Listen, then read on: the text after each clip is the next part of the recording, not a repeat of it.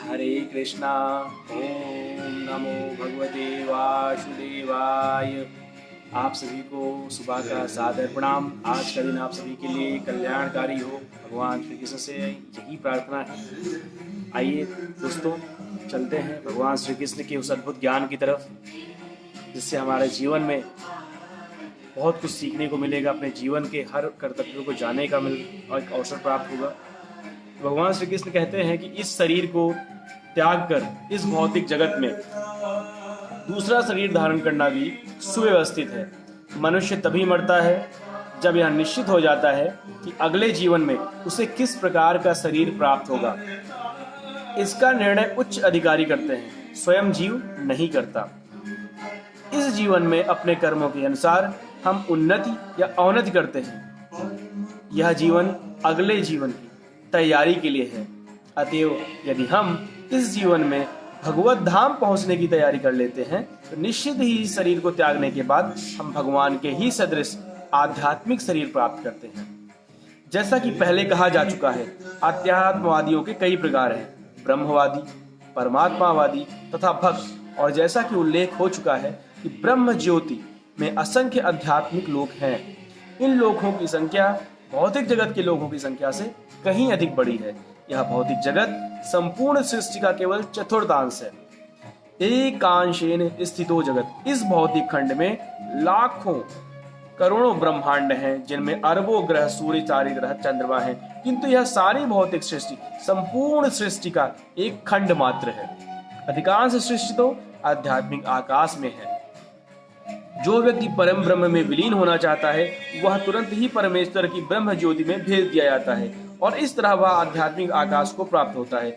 जो भक्त भगवान के सानिध्य का आनंद लेना चाहता है वह बैकुंठ लोकों में प्रवेश करता है, जिनकी संख्या अनगिनत है, जहाँ पर परमेश्वर अपने विभिन्न रूपों, पूर्ण अंशों, चतुर्भुज नारायण के रूप में तथा प्रद्युम्न, अनिरुद्ध तथा गोविंद जैसे विभिन्न नामों से भक्तों के साथ साथ रहते हैं।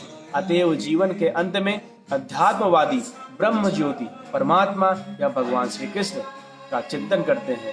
प्रत्येक दशा में वे आध्यात्मिक आकाश में प्रविष्ट होते हैं, लेकिन केवल भक्त या परमेश्वर से संबंधित रहने वाला ही बैकुंठ लोक में या गोलोक वृंदावन में प्रवेश करता है।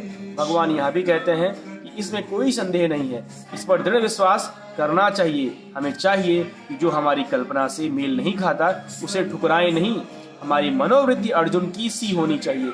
आपने जो कुछ कहा उस पर मैं विश्वास करता हूँ। अर्थात अर्जुन जो भगवान श्री कृष्ण कहते थे उस पर वो विश्वास किया करते थे। तो वो भगवान श्री कृष्ण कहते थे आपको मेरी बातों पर यकीन करना होगा, बिलीव करना होगा, ट्रस्ट करना होगा, क्योंकि इसमें कोई भी संदेह की बात नहीं है।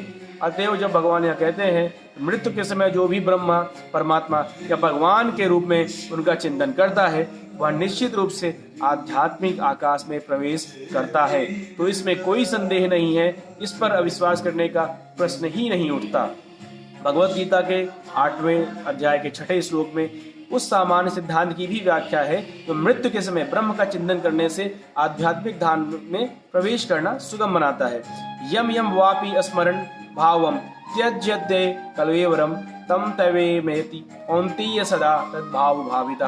अपने इस शरीर को त्यागते समय मनुष्य जिस भाव का स्मरण करता है वह अगले जन्म में उस भाव को निश्चित रूप से प्राप्त करता है।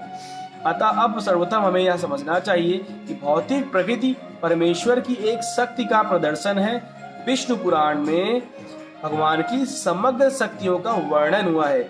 विष्णु शक्ति ही परा प्रोक्ता क्षेत्र ज्ञाख्या तथा परा अविद्या कर्म संज्ञान्या क्रिया शक्ति ऋष्यते। परमेश्वर की शक्तियां विविध तथा असंख्य हैं और वे हमारी बुद्धि के परे हैं, लेकिन बड़े बड़े विद्वान मुनियों या मुक्तात्माओं ने इन शक्तियों का अध्ययन करके उन्हें 3 भागों में बांटा है।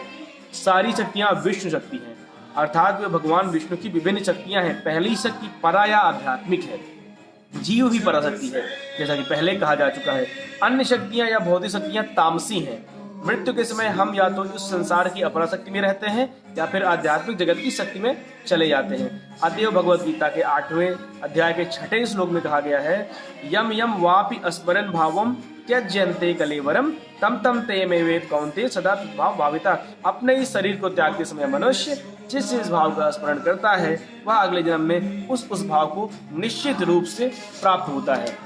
अर्थात मनुष्य को चाहिए कि वो अपने जीवन को अगर सफल बनाना चाहता है तो उसको अभी से इस चीज का एक अध्याय का अभ्यास करे, जिससे उसको भविष्य में आने वाले समय में ईश्वर के प्रति आसक्ति उसका बना रहे। और जब उसकी एक अभ्यासरत हो जाएगा अपने ईश्वर के प्रति प्रेम में, ईश्वर के प्रति भक्ति में, तो अंत समय में क्या होगा कि वो ईश्वर के प्रति जिस भाव से अपना अंतर सांसें लेगा उसी भाव से उस अगले जन्म में उसको नए अंश की प्राप्ति होगी। या तो वो इस जन्म मरण के चक्कर में से उसको मुक्ति मिल जाएगी, अगर वो ईश्वर की भगवत धाम की तरफ अपनी शक्ति को, अपनी श्रद्धा को बनाए रखता है। तो आपको हमेशा इस बात पे अभी से प्रयासरत होना चाहिए, अभ्यासरत होना चाहिए कि जीवन के आने वाले काल में आप किस प्रकार से अपनी भक्ति अभी से भगवान के प्रति व्यक्त करते हैं, प्रकट करते हैं। वो चीज़ आपको जीवन के आने वाले समय में भगवत धाम की तरफ लेकर के जाएगी।